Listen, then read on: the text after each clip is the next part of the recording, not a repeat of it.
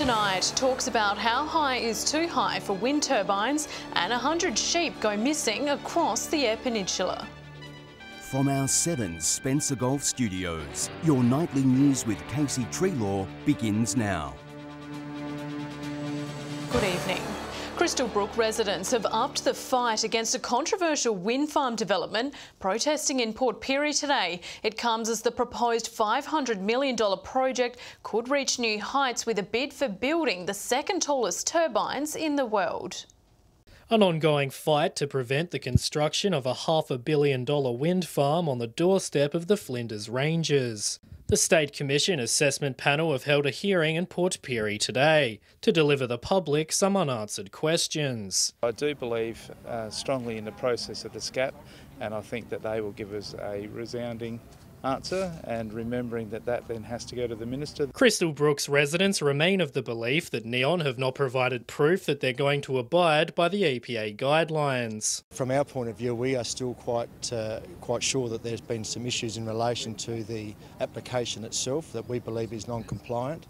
SA Best are calling for a freeze on all new wind farm projects, saying the state's current laws fail to take into account how much bigger the turbines are. The fact is that our laws are outdated and they are not keeping pace with wind farm technology. Minister Benoras has also voiced her concern over the visual impact it will have over the southern Flinders Ranges, with the towers to stand a whopping 240 metres tall, almost twice the size of Adelaide's Westpac building. The wingspan of each of those 26 turbines is set to stand at 80 metres. That is the size of the Adelaide Oval. Residents are now waiting for a response to their concerns from the Premier. Dominic Beaton, 7 Spencer Golf News. A Broken Hill man is facing a number of driving charges after leading police on a high-speed chase in the city's south overnight. Officers allege the man was travelling more than 100 kilometres an hour through residential streets. A high-speed chase putting South residents at risk. It was just after 10 o'clock on Sunday when Highway Patrol Police spotted an unregistered Holden Commodore on Galena Street. When officers tried to pull over the car, the driver, a 30-year-old Broken Hill man, sped off. It's actually gone through a shopping centre car park. 10:15 at night, weren't too many cars around, but it was driving in a dangerous manner. Police recognised the driver and decided to not give chase. But a short time later, the officers noticed the same car on Central Street in Broken Hill South and started to pursue. The driver cut across a laneway before working his way up to King Street. He's then driven down and turned right onto Duff Street. It's alleged he got up to 120 kilometres an hour in a 50 zone. They went through a number of streets before they actually eventually terminated the pursuit. The driver has then turned onto Bonanza Street and then into Broughtman and Queen Streets. When he turned onto Wentworth Road, police abandoned the chase. Police went round to the driver's home. He's actually wanted on a couple of warrants, so we went round to his house, arrested him for his warrants. Police say the man was reportedly wearing different clothing, which made the officers chase the car a second time. The driver is facing a raft of offences, including driving without a licence, failing to stop for police and causing a pursuit. Patrick Ryankey, 7 Spencer Golf News. A Port Lincoln woman has lost her licence on the weekend after reportedly blowing a blood alcohol level of more than 3 times the legal limit. Police pulling her over on Saturday morning on Dublin Street, where she allegedly returned a reading of .156. The 37-year-old was issued a 12-month loss of licence with her car impounded for 28 days. She's due to appear in court at a later date. Whyalla police have had a busy weekend. A youth is alleged to have held up a service station, while 2 men have been arrested on suspicion of stealing copper wire from an industrial area. Multiple crimes leaving police on high alert. It started late Friday night when a man entered a Norrie Avenue service station. He's alleged to have threatened the attendant and demanded money. Didn't actually use a weapon, but just made verbal threats. Shortly after viewing the CCTV footage, police identified the young man as someone who was known to them and attended several addresses in the Whyalla area. Police eventually found the suspect hiding in the roof space of a nearby property. A 15-year-old was charged with various offences and appeared appeared in the youth court this morning. While he's been caught, the property and money he's allegedly stole is yet to be recovered. At the moment, we are still looking for cash in the vicinity of the Norrie Avenue area near the United Service Station. A few hours later, in an unrelated incident, police stopped a station wagon on the same avenue near an industrial area. They allegedly found items associated with break-ins, along with a large amount of copper wiring. Quite often people steal pipe and other metals from houses and industrial premises to sell the scrap metal. 2 men in their 40s have been bailed to appear in court at a later date. John Hunt, 7 Spencer Gulf News. Police are investigating a string of thefts with about 100 sheep stolen from the Eastern Eyre Peninsula over the last few months. A property in Roudal reportedly had 70 merino ewes stolen between January and March. Similarly, a property in Cow also reported 30 sheep missing. Witnesses told police a white early model Commodore had been seen on the farms, with the driver asking property owners about their livestock. Police are encouraging anyone with information to contact Crime Stoppers. Farming group Ladies on the Land are working to better integrate women into precision agriculture. With a free workshop in the Mid-North, it allows newcomers a chance to network with their rural communities. Ladies on the Land, a group created to help local women gain a better understanding of the region's agriculture. These workshops are designed to basically give everyone a taste of lots of different topics in farming. To upskill in this specific area, and I think it's fantastic what Jess is doing, facilitating the learning of ladies on the land. The group is trying to cut through the traditionally male-dominated industry in a way to get women's voices heard. I find sometimes it is difficult to go to the generic events where you're one in maybe 3 women and the rest are all male. The chance for women moving or returning to the Mid-North, an opportunity to connect and network with other local farmers. Some were struggling to sort of integrate into the community, but more so a lot of them just wanted to get back in touch with the farm and what was happening in ag after being away for a while. It enables those with a background outside of agriculture a chance to be informed on farming practices. A lot of the women here, they might not have tertiary skills in agriculture, but you know they may be teachers or they might have really good book writing skills. Dominic Beaton, 7 Spencer Gulf News. Still to come tonight, Broken Hill taking part in a different kind of April Fool's Day, and Port Lincoln hosts its first national bocce competition. Hello again. Well, the 1st of April is commonly known as April Fool's Day, but at the Broken Hill Hospital it's recognising a different type of fall. Health staff providing useful information to visitors about preventing people falling and losing their balance.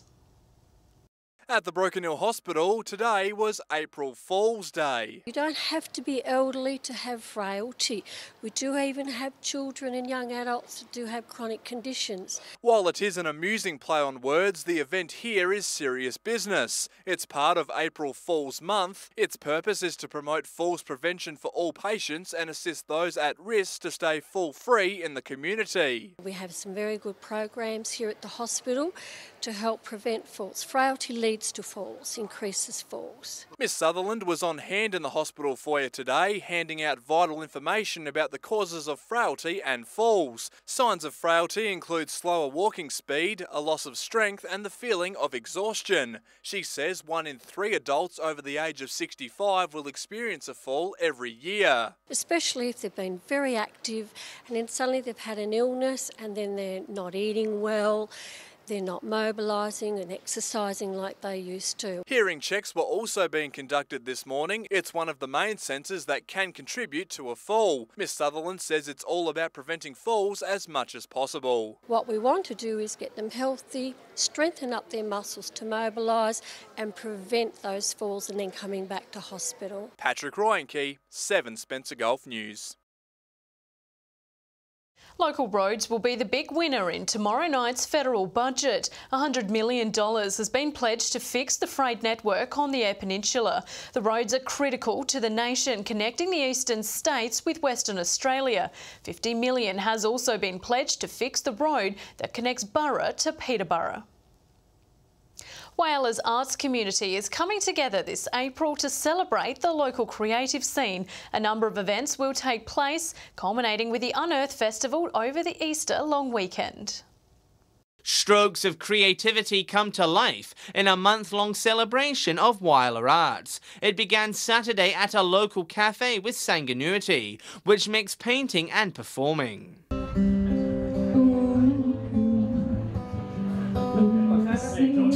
Arts are what makes the world a little more interesting, yeah?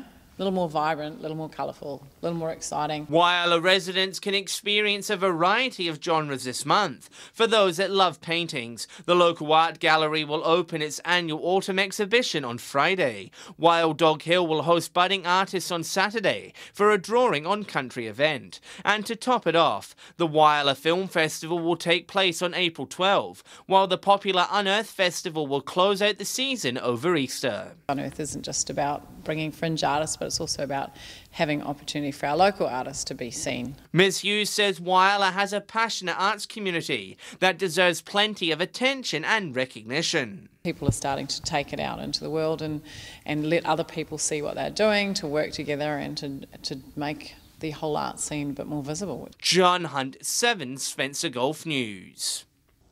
The art scene is also continuing to flourish in Port Augusta, with a new exhibition paying homage to sites in the far north. The collection of works even features paintings that were created on an iPad.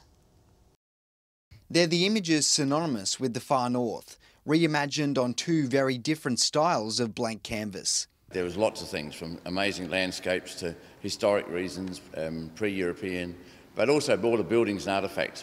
Artists John Whitney and James Parker have channeled their love for all things outback into a new exhibition at Port Augusta's Yata Pertley Gallery. We would have been working on this for 6 months on and off. The two have sketched sites from Port Augusta all the way to the APY lands, and although they work hand in hand, their creations couldn't be any more different. John using lead and coloured pencils, while James creates his images using a $6 iPad app. John's drawings can take several hours to complete, while James's take significantly less time. If I can't finish a picture in, half an hour, my concentration span's gone. One thing they do share is inspiration from the far north, and they hope the public feel the same. It encourages them just to reflect on the area that they live in and lots of objects they just take for granted. The exhibition is open until the end of this month.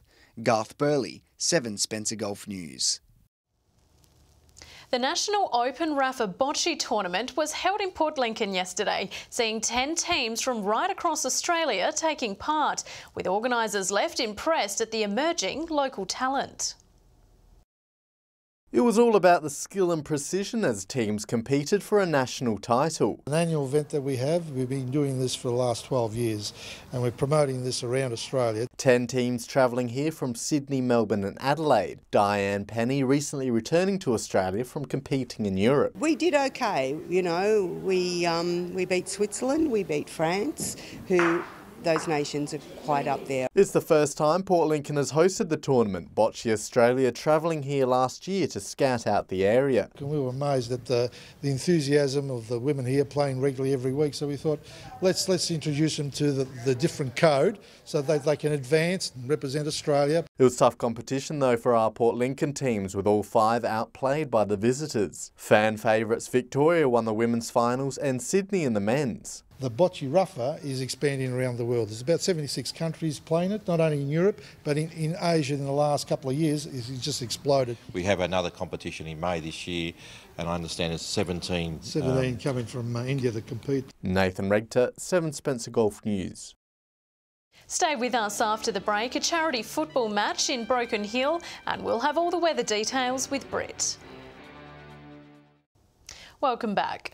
Broken Hill footballers have come together to play a charity AFL X game to raise money for a local player battling leukemia.